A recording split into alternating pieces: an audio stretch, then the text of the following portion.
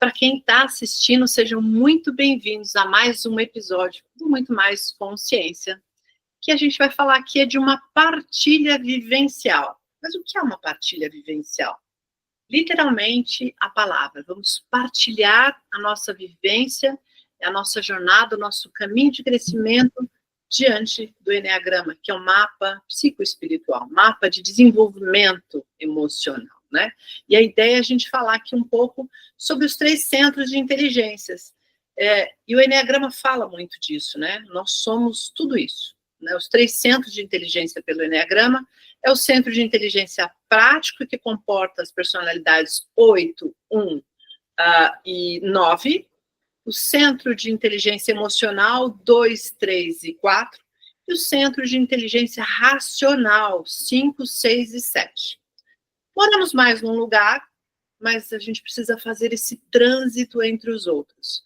E a ideia da partilha aqui é mostrar como nós, cada um dentro de um desses centros de inteligência, faz esse movimento de crescimento. E também levar para as pessoas saber que elas têm essa possibilidade de evoluir, de crescer. E que fica aqui um convite do Eneagrama, né? Mas vamos lá, começando a falar um pouquinho, vamos até pela ordem aqui, né? Se a gente está com o tipo 2, que está dentro do Centro de Inteligência Emocional, é a Sueli Quaresma, minha convidada para partilha. Eu queria que você falasse um pouco, Sueli, enquanto personalidade, dentro desse Centro de Inteligência Emocional, esse centro de emoções, né? Como é que é o 2, né? Quais são os desafios? O que é o 2 antes de toda essa jornada? O que é esse 2 durante a jornada e nesse caminho de crescimento? Então, vamos lá, pessoal. Para mim é um prazer estar aqui compartilhando as minhas descobertas, né, dentro do Eneagrama. Então, quando eu fui fazer os meus cursos de capacitação, eu não tive dúvida nenhuma de me integrar nessa tríade do 2, 3 e 4. Foi muito tranquilo eu me reconhecer dentro dessa tríade, porque as palavras-chave vinham conexão, empatia, engajamento, essa necessidade de manter o relacionamento saudável acima de qualquer outra coisa, essa vinculação com a emoção do outro, né? Essa habilidade de olhar para o outro e perceber um pouco a necessidade desse outro. Então, nessa descrição de como é que é essa tríade dos emocionais, foi muito tranquilo. Eu falei, nossa, eu estou dentro desse grupinho aí, dos emocionais, com essas características de conexão com o outro. Se identificou rapidamente dentro desse Rapidamente. E quais foram os desafios? Porque teve desafio no meio do caminho, a jornada aí já com algum tempo. Nossa, Fara, foram muitos desafios, né? Eu vou até contar um caso aqui para vocês, de muitos anos atrás, quando eu morava numa cidade pequena e que tinha vendedores ambulantes na porta, né? Batia lá, tocava campainha, vendendo uma série de coisas, e um belo dia apareceu um vendedor de livros, Enciclopédia Barça. E era caro nessa época, né? Uma enciclopédia básica custava um absurdo, e eu nem tinha filho na escola. Mas era um senhor mais idoso que estava vendendo, e ele tinha essa capacidade de falar da vida dele, né? E eu ali me conectando com as dificuldades que ele estava apresentando para vender aqueles livros, o aperto que ele estava passando e tal. E eu fui entrando na vida dele, na conversa dele, e eu dividi essa compra em cheques pré-datados na época, né? Porque percebi que a necessidade dele era muito grande. Comprei os livros na mão desse senhor. Depois que ele foi embora, eu fui ver o meu orçamento. Eu falei, gente, eu nem precisava desses livros, eu nem tenho uma estante que comporta todos esses livros. Então, o que aconteceu? Depois de muito tempo estudando o Eneagrama, veio a compreensão. Eu, como tipo 2, com essa facilidade de empatizar com o outro, de priorizar a necessidade do outro, além da minha, fui no impulso da emoção, da conexão. Então, primeiro eu senti a emoção, a necessidade do outro, em seguida eu já fui agindo, e depois é que eu fui pensar nas consequências que essa minha ação vinha para a minha vida. Ou seja, os 3 centros de inteligência vão trabalhar exatamente isso: o pensar, o sentir e o agir. E quem está no emocional, primeiro sente. Tem o apoio, né, dos físicos, vai lá fazer, tá? Tem que resolver esse problema aqui. E só depois é que vai buscar esse apoio do mental. Então, esse é um dos poucos, né, dos exemplos, assim, dos muitos exemplos que eu tenho para compartilhar, desse impulso de querer ajudar o outro, de querer colocar a necessidade do outro na frente das minhas, que é muito comum, né, acontecer com quem pertence, quem se identifica, né, com essa tríade. E depois, cara, tem uma outra questão também, que tem uma emoção da tristeza. E a tristeza por quê? Porque é recorrente a gente captar as coisas do mundo, né? A gente abre o coração para o mundo e permite ser afetado por ele, né? Mas os tipos também dessa tríade dos emocionais, eles também preocupam-se com a imagem. E no preocupar com a imagem, esconde a tristeza, porque a tristeza não é uma coisa muito bem-vinda, não é bom para a imagem de ninguém ficar aí triste, né? Então, essa tríade também acostumou, desenvolveu uma habilidade de esconder essa tristeza, para que a imagem fique positiva, fique alegre, fique empática, né? Então, mas tudo isso por quê? Né? Porque tem medo, medo de perder o relacionamento, né? Medo de perder o vínculo, medo de não mais se entrosar com aquelas pessoas que ele elege, né? No caso, um tipo 2, é o medo do abandono, medo da rejeição. Então, assim, a tríade dos emocionais, especificamente falando do 2, faz o que faz, prioriza os outros, as necessidades dos outros, com medo de ser rejeitado, com medo de ser abandonado, querendo ser amado, na verdade, vou colocar um foco positivo aqui, isso tudo é em busca do amor, e essa capacidade de se adaptar, né? Então, o 2, ele coloca a emoção do outro na frente do dele, está sempre com o radar para fora. O 4, que também faz parte dessa tríade, o radar dele está para dentro. O 4 tem essa facilidade, né, de perceber as próprias emoções com muita sensibilidade. E o 3, ele dá uma suspendida, porque ele tem um foco maior ali em conquistar suas metas e, às vezes, muita emoção costuma atrapalhar, né? Então, essa tríade dos emocionais tem essa conexão, eu acho que a palavra mais forte que pode representar é conexão, empatia, essa comunicação mais afetiva com o outro, né? Então, assim, são pessoas que têm o coração na frente de qualquer outra circunstância. Ou seja, mora mais na emoção, né? Depois, ao longo da jornada, vai exercitando esse trânsito, e a gente vai falar daqui a pouquinho desse trânsito entre os centros de inteligência. Mas eu queria ouvir o Jorge. O Jorge é um tipo 6 no Enneagrama, está dentro de inteligência racional, né?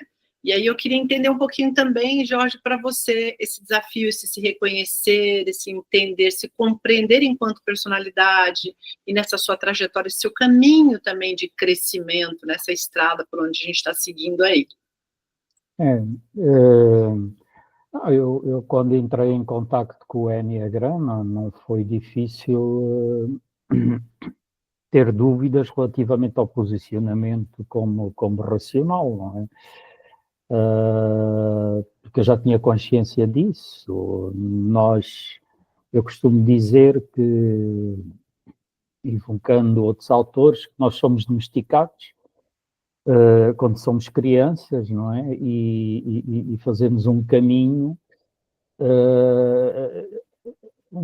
que, de facto, eu tive muitas situações, por exemplo, fóbicas e de medo, não é? Porque também fui muito castigado na infância, era uma criança terrível. Depois também fiz uma mudança de drástica aos 16 anos de país, portanto, de Angola para Portugal, e de facto havia coisas que me travavam imenso. Mas ao mesmo tempo também sempre tive consciência de que era necessário crescer e aprender e evoluir. Mas as ferramentas não estavam à nossa disposição, porque esta questão do aprender a ser, como um dos pilares da educação, segundo a Unesco, não é acarinhada de forma generalizada, ainda que já haja projetos interessantes a nível das escolas, seja em Portugal como aqui no Brasil. De qualquer das maneiras, há depois sempre um acontecimento na nossa vida marcante que nos faz despertar, não é? Eu passei por um divórcio complicado, as pessoas podem passar por outras situações complicadas da vida, cada um tem as suas experiências, e então aí quando eu contactei com um flyer do Enneagrama que me foi mostrado por uma colega de trabalho, que já tinha esse caminho de Enneagrama, foi muito intuitivo perceber que era uma ferramenta poderosa que me iria ajudar. E de facto não foi difícil encontrar-me ali no 6 como racional, como alguém que é muito terra a terra, e que de facto travava, tinha muitas situações de fobia, portanto eu fiquei ali rapidamente no 6, ainda que tenho muitas coisas também de 5 e de 9 e do 7, portanto ando ali, mas de facto era mais a racionalidade. É assim, os emocionais são muito impulsivos, não é? Vão num impulso, os emocionais vão num impulso. Os físicos vão num empurrão, não é? Empurram. Os mentais temperam muito e pensam, não é? E de facto a minha vida foi muito isso, foi de pensar. A partir do conhecimento do Enneagrama nós vamos fazendo a evolução. E essa evolução tem o seu timing, cada pessoa tem o seu timing, não é? Eu recordo uma vez que eu decidi comprar uma casa, iniciei o processo e depois fui à cidade do Cabo, portanto, antes de escriturar a casa, fiz o processo com o banco de financiamento e fui à cidade do Cabo, passar 8 dias e no regresso aterrava e no dia seguinte estava a fazer a escritura da casa, não é? Portanto, se não fosse esta evolução do Enneagrama, eu não faria isso. Eu primeiro faria a escritura da casa e depois é que iria fazer a viagem à cidade do Cabo. Até já fiz ao contrário. Portanto, o que é ótimo também, no fundo, é acreditar no caminho, de que as coisas vão correr bem, e se não correrem, logo se vê, não é? Portanto, a evolução é... E é uma estrada, né? É um caminho de evolução, a partir de um despertar de consciência, sim. né? Sim, claramente. Eu, dentro do centro de inteligência e da prática, né, que é uma energia do fazer, eu sou um tipo 8, também quando eu ouvi pela primeira vez sobre o Enneagrama, caiu como uma luva, me deu muitas respostas de um comportamento raivoso, aquela raiva explosiva muitas vezes, impulsiva, né? É o centro de inteligência em que 8, 9, 1, eles fazem, tem essa coisa do fazer, cada um com um jeito diferente, né? O tipo 9 um pouco mais paralisado nesse aspecto, o tipo 1 mais perfeccionista e o tipo 8 mais impulsivo, para fora, né? Quantas coisas eu não fiz sem pensar, quantas atitudes eu tomei, lado bom e lado ruim, né? Muitas coisas me causaram muita dor e muitas coisas também me fez realizar muita coisa por esse excesso de fazer, que também já me comprometeu muito nesse excesso de fazer, muitas vezes sem usar os outros 2 centros de inteligência, né? Sem sentir, sem pensar, só o corpo, né? Para quem é desse centro, o corpo vai na frente, né? Quando alguém diz alguma coisa, mexe direto na barriga, no estômago ali, aquela coisa impactante. Então, para mim foi como uma luva, compreender isso, entender do que se tratava, toda aquela minha personalidade, né, que é o que a gente vive nesse mundo, mas o porquê dessa personalidade, onde nasceu isso. Então, era muito por uma questão de um sentimento de uma criança que se sentia insignificante e que precisava de muita força e muita negação de fragilidade para poder sobreviver no mundo, né? Então, sempre com aquele aspecto de dureza, como se não houvesse como se o mundo fosse exatamente isso, toda essa dureza. Então, eu também tinha que ser dura, eu também tinha que ser forte, impulsiva, fazer, né? E aí também vai caindo aí as fichas, a gente vai se compreendendo, entendendo e se aprofundando, estudando mais, e como é que é esse movimento para a gente aprender a conviver no mundo, trazendo um pouco de paz interior, se compreendendo, se conectando com outros, sejam os vizinhos, quando a gente fala de eneagrama, né? Então, o que me traz o tipo 7, o que me traz o tipo 9, que a minha flecha para o tipo 2, né, que é onde eu me conecto com essa energia do amor, né, onde eu vou para o 5, onde eu aprendo a pensar. Então, foi toda uma história e toda uma trajetória, né, começada, mas que não termina nunca, mas que já me trouxe clareza hoje de respirar. Respiro, sinto, penso, preciso responder, preciso exatamente fazer aquilo, posso fazer de maneira mais sistematizada, organizada, né? Então, particularmente para mim, compreender e saber que é possível, né? Embora eu more mais numa energia mais prática, né? Daquela pessoa que se fala, vamos derrubar uma parede. Eu falo, cadê a marreta? Eu sou a primeira a saltar. Hoje eu penso mais, né? Vamos derrubar uma parede. Eu falo, por quê? Para quê? Qual a necessidade? Como faremos? Quantas pessoas vai ter? Quanto tempo vai levar, né? Então, é esse exercício de transitar entre a energia da emoção, né, o centro emocional, esse centro racional, né, esse centro que pensa antes de tomar qualquer atitude, para trazer esse equilíbrio. Hoje eu consigo sentir isso na minha vida olhando aí para essas 3 centros de inteligência do Eneagrama e como é possível a gente fazer isso, né? E aí eu queria ouvir de você, Sueli, como é que é esse trânsito? Isso já é uma coisa mais natural para você? Você já consegue fazer? Você já se pega muitas vezes ainda dentro ali do centro das emoções? Falou, peraí que eu preciso fazer esse movimento aqui, deixa eu me movimentar, deixa eu pensar? Ou ainda você tem uns chamados para isso? Eu estou no processo, né, Sara? Eu acho que todos nós estamos no processo. Às vezes a gente acha que já entendeu tudo, de repente a gente tem uma recaída. E hoje, o que eu posso compartilhar é olhar para o símbolo. Sempre olhando para o símbolo, eu consigo me reconectar com os 3 centros e tentar esse equilíbrio no esforço contínuo. Gente, imagina o que é ser um 2 com uma asa 3, que também é emoção, com uma flecha 4, que também é emoção.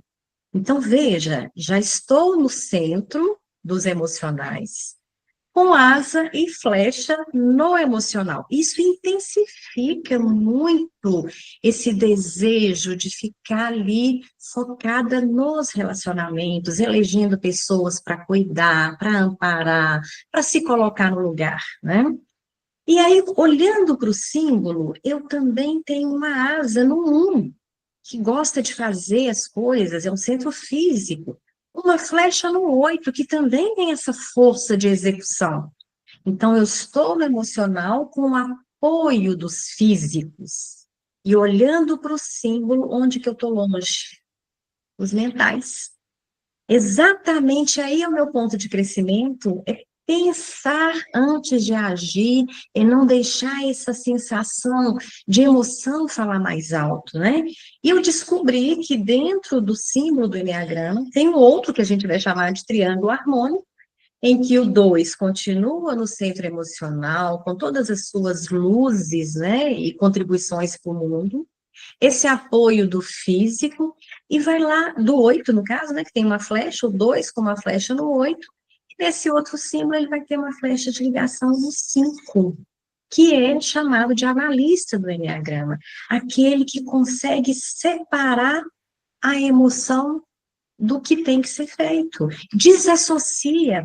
Então, para mim, que sou um tipo 2, com esse apoio dos físicos ali, eu sentindo e fazendo, a minha grande descoberta, o ganho de crescimento, foi me observar para ir para o 5, desassociar da emoção e tentar tomar decisões mais assertivas. E aí eu entendo que eu estou num caminho de crescimento, num caminho de evolução.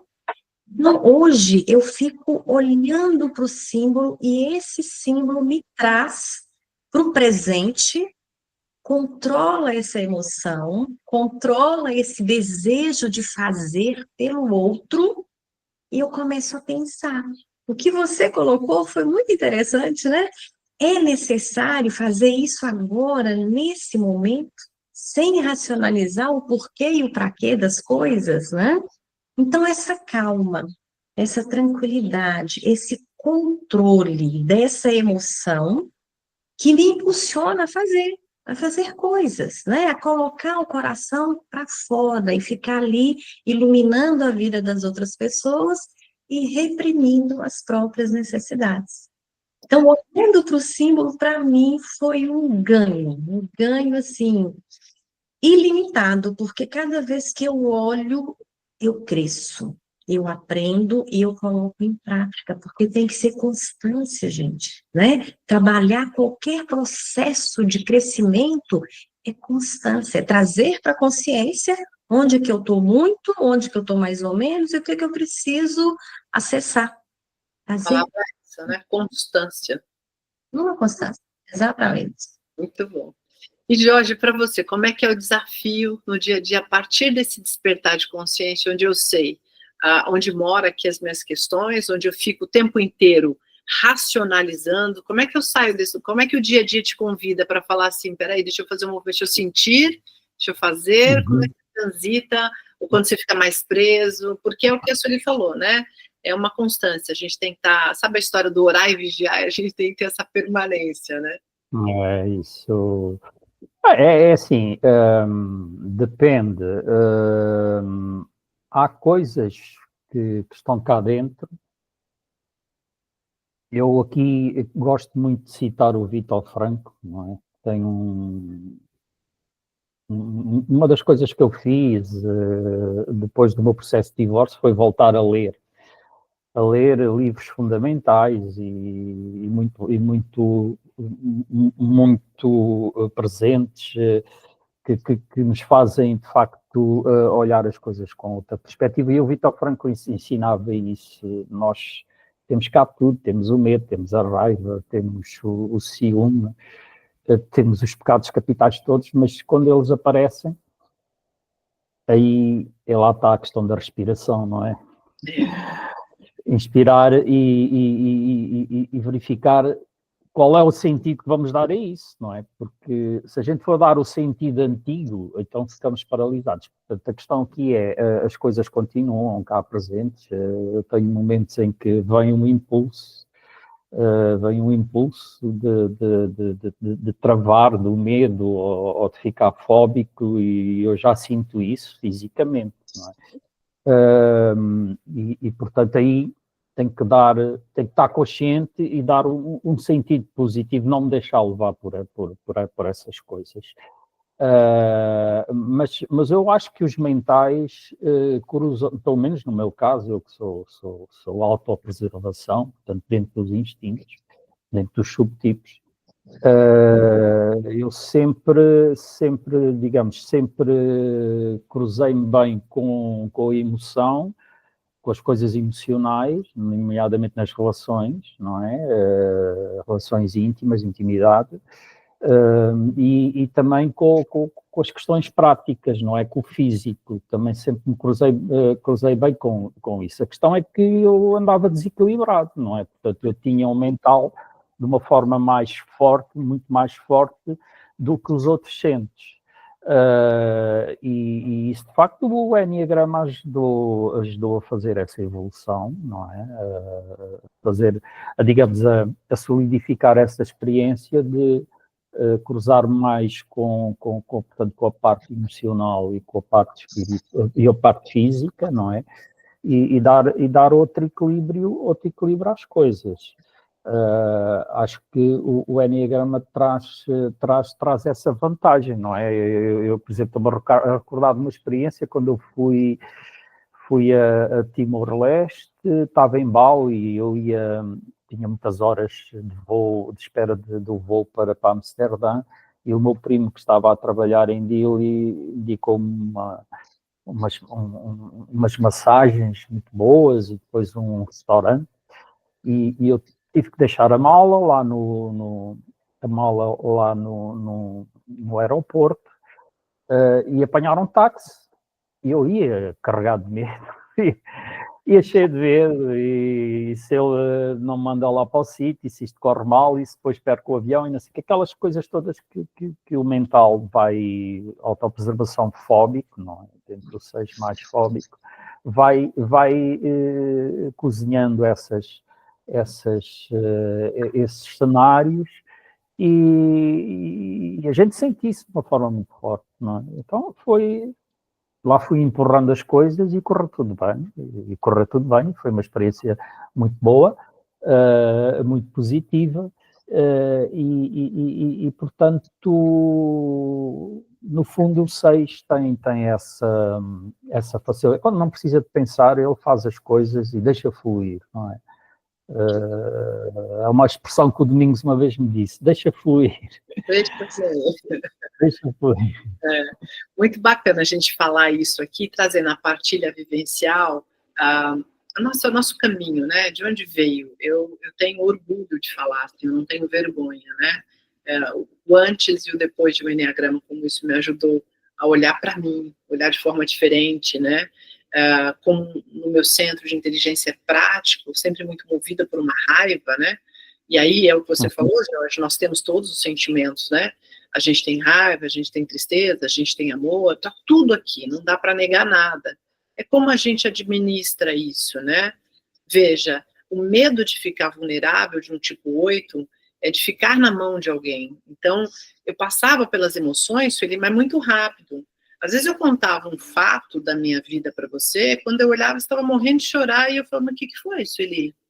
Você falava, não, é que a sua história... Eu passava pela minha história completamente ilesa. Podia ser uma história trágica de dor, que aquilo não mexia. Eu contava como se fosse um fato isolado, tipo, caiu uma folha da árvore, né? Veja, eu não entrava em contato com essa dor, porque é algo que me assolava muito, eu negava, porque ficar vulnerável para o tipo 8 assusta, né? Posso ficar vulnerável, não posso ser fraca, não posso chorar, não posso... Então tinha muito isso. E eu comecei a entrar em contato com isso, né? Sim, né? Eu me lembro quando eu entendi que dentro de mim também morava amor, né? Tá na minha flecha do tipo 2, de fazer, de ajudar, está tudo bem, né? Onde eu acho o equilíbrio com isso, mas isso mora em mim. Então, acho que a grande descoberta, assim, foi compreender todas essas possibilidades e achar o ponto de equilíbrio, né? E é um caminho, porque em alguns momentos eu queria ir muito mais para uma flecha, para um vizinho 7, tem uma energia para fora, né, a coisa um pouco da fuga, e era um jeito de eu me manter em movimento, né, um centro prático ali, estou em movimento, que é a coisa do fazer, está para fora, e poucas vezes me indo para o 9, que é um lugar especial também, que exige às vezes para um 8, é o não fazer, é o silenciar para se ouvir, é o estar com ele, né, então foi todo um caminho, assim, como você falou, né, não foi tão rápido, debatendo ali, né, entre as minhas asas, até que eu conseguisse olhar um pouco mais mesmo para essa coisa do triângulo, como é que eu trabalho a emoção, como é que eu penso, e hoje para mim é mais fácil isso, né, óbvio, o tempo inteiro a gente é testado, né, mas é mais fácil para mim não responder uma mensagem atravessada, não responder para alguém, pensar um pouco mais antes de fazer, tentar realmente levar para o coração, pensar por que eu devo responder, por que eu não devo responder, é um orar e vigiar constante, né? Eu acho que o processo de mudança, ele requer muito consciência, mas a consciência também te pede para que você tenha treinos, né? Então, para mim, é um treino diário mesmo, assim, do acordar, né? Uma coisa que passou a fazer parte da minha vida foi a meditação, que me ajudou a ter, né? Então, eu começo com a meditação, eu falo, você não acordou bem? Você não está tranquila? Você não está calma? É uma conexão, é um eixo que você cria na meditação, que te faz para o momento ali presente, para você já entrar naquela onda, naquela energia, naquele lugar, e não se estabilizar, não sair. Foi uma das práticas que mais me ajudou a entrar em contato comigo, porque o tipo 8 também fica muito fora, né? Ele está sempre muito fora no fazer, no conquistar, liderar, cuidar de gente, está lá fazendo o tempo inteiro, então está fora, né? A meditação me trouxe muito para dentro, foi algo que me ajudou a compreender muito e viver dentro desse centro de energia com esse equilíbrio, né? Essa foi a minha experiência, e é o que fica aqui na partilha, né? Não sei se vocês querem complementar mais alguma coisa, Sueli, olhando assim nessa trajetória Lunda, se você pode dizer para alguém que está assistindo como é que é esse convite para vir para o universo de se conhecer, né? Eu digo sempre que assim, estar perto de Deus é estar dentro de nós mesmos, né? Deus está aqui, né? O que você diria? Nossa, você falou em meditação, e eu tenho feito yoga. E eu me apaixonei com essa prática, porque tem a respiração, tem a meditação, tem o equilíbrio. E eu percebi que eu respirava pouco, eu não sabia respirar profundamente. E de onde que vem essa dificuldade de respirar profundamente? Uma questão inconsciente que está tirando do outro, está pegando muito para você e está sendo egoísta. Então, o tipo 2, olha, gente, que absurdo, até isso, inconscientemente vem. Se eu respirar profundamente, eu estou tirando o ar de outra pessoa que precisa mais. E dentro do conceito do enneagrama, quando eu fui aprofundar um pouco isso, que eu percebi que isso é um tipo de orgulho disfarçado. E aí doeu na alma, quando a gente entra em contato com as paixões do coração. Então, entrar em contato com o orgulho me fez, assim, refletir, sofrer, chorar, entrar nessa questão de significado. E qual que é a saída que tinha para quando a pessoa quer ajudar todo mundo e não aceita ajuda, não sabe pedir ajuda, acha que tem uma questão de capa de autossuficiência, tá ali se matando, mas não pede, né? Vai dar conta sozinha, sempre o outro precisa mais do que eu mesma, né? E cheguei nesse ponto do amor próprio. O grande desafio foi resgatar esse amor próprio, sem medo, sem culpa, sem me sentir egoísta. Então, gente, trabalhar processo de autoconhecimento e autodesenvolvimento é ter tempo para si. É tirar esse tempo de resgatar a sua essência. Que é essa centelha? Eu ouvi, né, o Jorge falou no Padre Domingos, eu ouvi recentemente uma palestra dele, em que ele dizia que a essência é um pedacinho de Deus dentro do nosso coração. E esse pedacinho de Deus dentro do meu coração se chama humildade. E acessar essa humildade para o meu crescimento se tornou uma meta.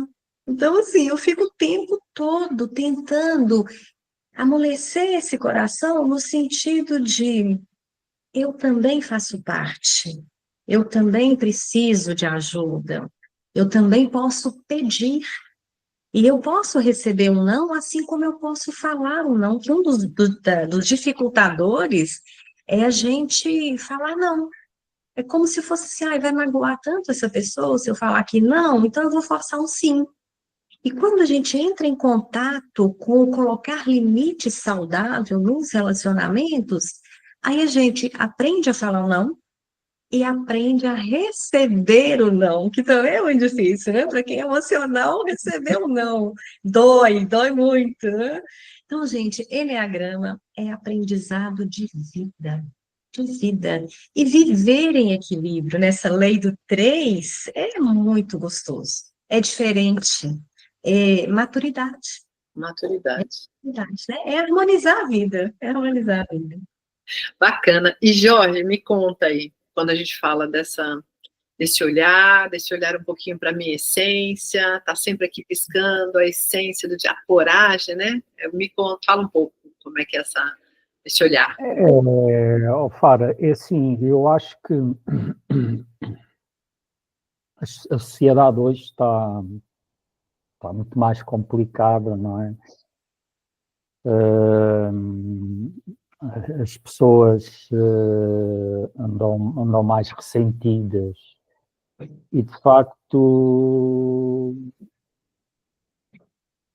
eu tenho sempre uma leitura diferente das coisas, porque também já viajei um bocado, aí é a minha flecha, a minha asa 7, não é?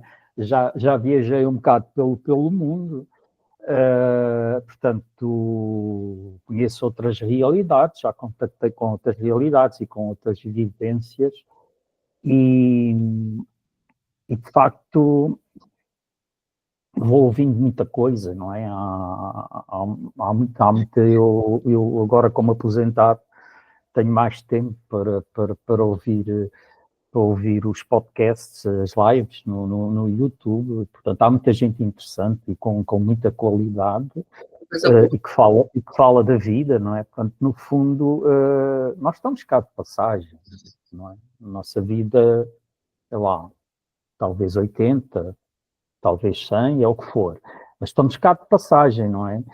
E eu acho que as pessoas caminham sob brasas, não é? Caminham sob brasas, autoflagelam-se, não é? É um bocado o fado português, não é? Da tristeza, da mágoa, está tudo mal. E eu acho que esta capacidade que o 6 tem, também vai buscar muito ao 5, de sentido de responsabilidade, de lealdade, de respeito, não é? Que às vezes até é um bocado exagerado, sei lá, eu lembro-me que aqui, por exemplo, no Brasil, no início, a passar aí uma passadeira de peões, aqui é sempre em Ipatinga, é onde nós estamos, é sempre complicado, porque você não tem o sinal, como tem na Europa, mas mesmo com sinal, a gente tem que ir... Aí já tem Eu vou que pôr só o traduzir 6, aqui, Jorge, porque no Brasil, passadeira de peões é faixa de pedestre. Só porque alguém poderia ter essa dúvida, né? O que seria uma E passadeira de então, peões? ali às vezes vem a raiva, porque há sempre alguém que não trava, não para, e portanto, digamos que a gente tem que ir gerindo estas coisas, saber gerir, aprender a gerir. No fundo, isso eu gosto muito dos 4 pilares da educação segundo a Unesco, e falo sempre muitas vezes nisso, que é o saber, o fazer, o conviver e o aprender a ser, não é? Porque se a gente não tiver esta forma de olhar para o aprender a ser, mais difícil vai ser a nossa vida. Vamos desenvolver doenças rapidamente, vamos andar carregados de ansiedade, carregados de stress, e é como diz um psicólogo brasileiro, que ele cita muitas vezes uma frase do avô, que é: cachorro, onde vá, leva sempre as pulgas. Portanto, é como ele diz. Isto significa que as pessoas querem alterar a geografia externa sem querer alterar a geografia interna. Não é? E, portanto, nós temos que aprender esta forma de olhar para nós próprios. E, ok, há coisas que não vão agradar aos outros, não temos que ser iguais, porque senão eu tinha que invocar aqui a minha teoria da clonagem, que é, há aí uma galera que, se for clonada, o mundo fica mais bem cheiroso. E, de facto, o ser humano tem um grande potencial de qualidade de ser, para fazer as coisas, muita coisa de forma diferente, e sem aquela ansiedade de que tem que ser multimilionário, tem que ter muito dinheiro, tem que ter um jatinho, tem que ter um iate, porque, como ensina esse psicólogo brasileiro, há coisas que são ordinárias e há outras coisas que são mais extraordinárias, e eu acho extraordinário a gente ter noção do que é que somos e de como é que convivemos com os outros, e como é que também prosperamos, não é? E as coisas têm o seu tempo, como é evidente. Isto é um processo, não é? Só isso. Bem interessante o que você fala, Jorge, e eu concordo em grau, número e gênero, né? Eu acho que o ser humano, ele tem uma capacidade incrível, mas a gente vive numa sociedade contemporânea onde nós estamos muito conectados com o ter, né? É ter. Uhum. É sempre essa coisa de como eu faço para chegar. É um estímulo que a sociedade capitalista nos leva, que nos desconecta do sentido de existência humana, né? Humano, tanto é que nós aqui não falamos sobre morte. Por quê? Não, porque o ser humano acha que ele não vai morrer, ele não quer falar disso, né? Tem um bem interessante, inclusive, da Ana Cláudia Quintana, que ela fala que a morte é um dia que vale a pena ser vivido. E é uma tremenda reflexão de como a gente só pensa nisso dado uma situação de um leito de morte. Uma doença anunciada, com término, data prevista, a pessoa faz toda uma retrospectiva sobre a vida, o que ela está fazendo aqui nesse mundo, como eu vivo, como eu me relaciono com as pessoas, como eu cresço, como eu aprendo, como eu preservo o planeta, né? O que eu estou fazendo aqui nessa passagem? Nós nos negamos, enquanto sociedade contemporânea, olhar para isso, né? Quando olhamos, Jorge, é por uma dor. Normalmente, como dizia minha mãe, ou pelo amor ou pela dor. Normalmente vai mais pela dor, né? Quando o corpo começa a gritar, as nossas emoções estão insustentadas, né? Uma raiva excessiva que leva para uma dor de estômago, né? Emoções que vão prejudicando o seu corpo, o corpo vai falando, aí nós buscamos alguma coisa. Infelizmente, eu acho que a gente ainda está nesse trilhar, nesse caminho, até por um movimento social que nos leva a querer ter, né? A gente tem um estímulo de mídia, tem o tempo inteiro, é uma televisão, a internet, tudo te estimula a ser algo que não é você mesmo. A gente está cada vez mais fora de quem somos, né? Daquilo que você pensa, daquilo que... O que é o valor, de fato, né? O que é importante? É sutil, mas você está tão imerso nesse movimento, nessas redes, que a gente se perde. A gente tem que ter um olhar muito atento para não sair desse lugar. É muito fácil se perder e é um desafio voltar, né? Haja visto o caminho que a gente percorre aí do tempo do Eneagrama, né?